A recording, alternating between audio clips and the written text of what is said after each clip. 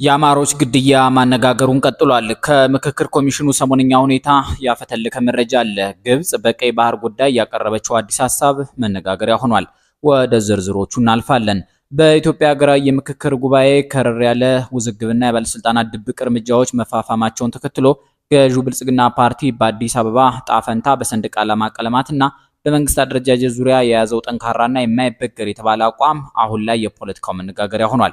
የምክክር ኮሚሽኑ ሂደቱን ለማጠናቀቅ የተጣበበ ጊዜ ይዞ እየተንቀሳቀሰ ባለበት ጊዜ ብልጽግና ፓርቲ የእረፍት ቀናትን ሳይቀር በዝግ ስብሰባዎች አባላቱን በመጠርነፍ ላይ እንዲሁም ያፈነግጡ አካላትን በጽኑ በማስጠንቀቅ ላይ መሆኑ ተጋልጧል። በአዲስ አበባ ዓለም አቀፉ የኮንቬንሽን ማዕከል በተካሄደውና የክልልና ከተማ አስተዳደር ከፍተኛ መሪዎች በቀዳሚነት መድረኩን በመሩበት በዚህ ድብቅ ስብሰባ አዲስ አበባና ድሬዳዋ ከተሞች የፌዴራል አካል እንዲሆኑ የሚለው የፓርቲው አቋም በግልጽ ተቀምጧል ተብሏል። ከዚህ ውጪ ከተሞቹ የኦሮሚያ አካል መሆን አለባቸው የሚለውን አቋም አንግበው የተገኙ የፓርቲው አባላትና አመራሮች ከባድ ወቀሳና ማስጠንቀቂያ የደረሳቸው ሲሆን አቋማቸውን የማይቀይሩ ከሆነ ከቦታቸው እስከ መነሳት የሚደርስ ጥብቅ አስተዳደራዊ እርምጃ እንደሚወሰድባቸው ተነግሮባቸዋል።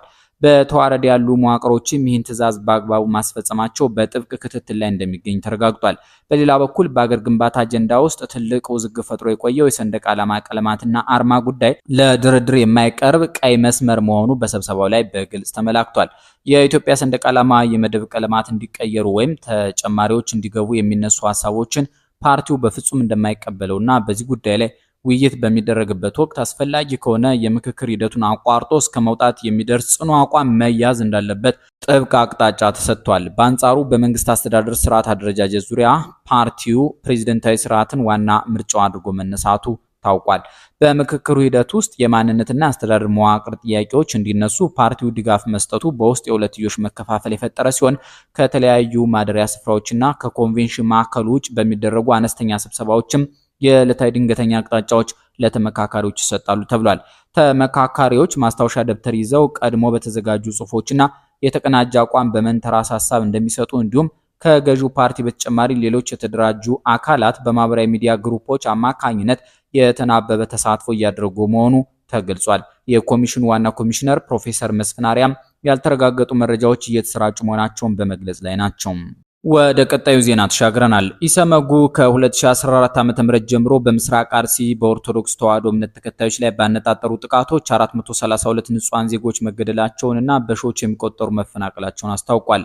የኢትዮጵያ ሰብአዊ መብቶች ጉባኤ ኢሰመጉ ከ2014 ዓ.ም ጀምሮ በኦሮሚያ ክልል ምስራቅ አርሲ ዞን በታጠቁ አካላት በተፈጸሙ ጥቃቶች ቢያንስ 432 ንጹሃን ዜጎችና 4 የአካባቢ ሚሊሻዎች መገደላቸውን እወቁት ብሏል።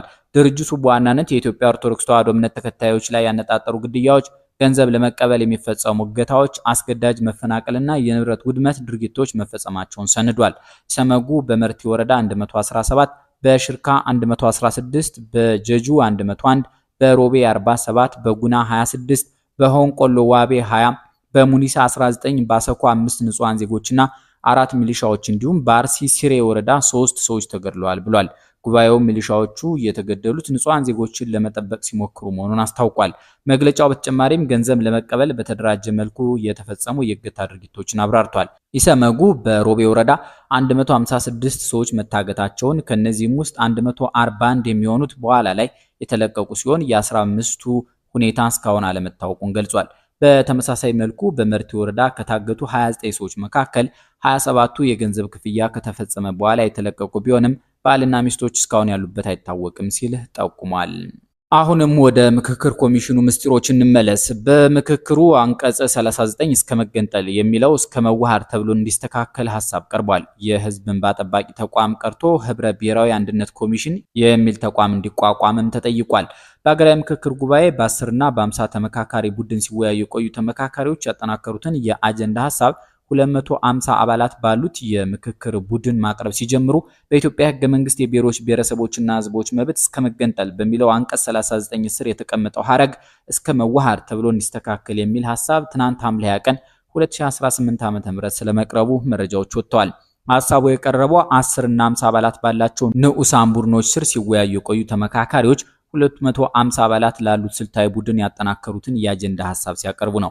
በዚህም ሐሳብ ከቀረበባቸው አጀንዳዎች መካከል የመንግስት አደረጃጀት ቅርጽ እንዲሁም የፖለቲካ ስርዓት፣ የፖለቲካ ውክልናና የምርጫ ስርዓትን የተመለከተው አንዱ ሲሆን በስሩም የራስን ዕድል በራስ የመወሰን መብት፣ የብሔሮች ብሔረሰቦችና ህዝቦች መብት አንቀጽ 39 አጀንዳ መሆኑ ይታወቃል።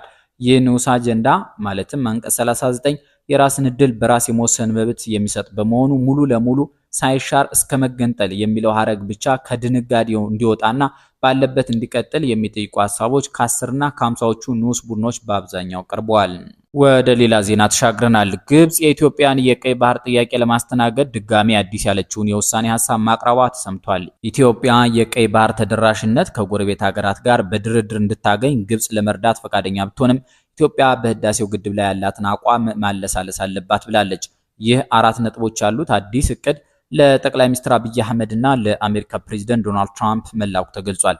ኢትዮጵያ የቀረበውን ሐሳብ የማትቀበል ከሆነ ግብጽ በደቡባዊ ቀይ ባህር በኩል ያለውን የባህር ኃይል በመጨመር አጥር እንደምትፈጥር ዘገባዎች ወጥተዋል። ከሰሞኑ የቀድሞው የአሜሪካ የውጭ ጉዳይ መስሪያ ቤት የአፍሪካ ጉዳዮች ረዳት ሚኒስትር ቲቦር ናጊ ግብጽና ኤርትራ በቀይ ባህር ጉዳይ ላይ የመወሰን መብት ያላቸው ሀገራት ብቻ ናቸው ማለታቸውን ተከትሎ ጠንከር ያለ አስተያየት ሰጥተው እንደነበር ይታወሳል።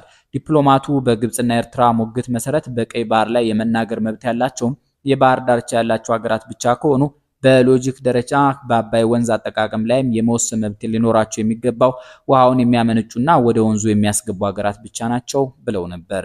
ይህ በእንዲህ እንዳለ በቀይ ባህር ላይ የመርከቦች እንቅስቃሴ በእጅጉ መቀነሱ እየተነገረ ነው። ሁቲዎች ከሳውዲ ጋር የተገናኙ መርከቦች ላይ የሚሰነዝሩትን ጥቃት ማጠናከራቸውን ተከትሎ በቀይ ባህር ላይ የመርከቦች እንቅስቃሴ በእጅጉ ቀንሷል።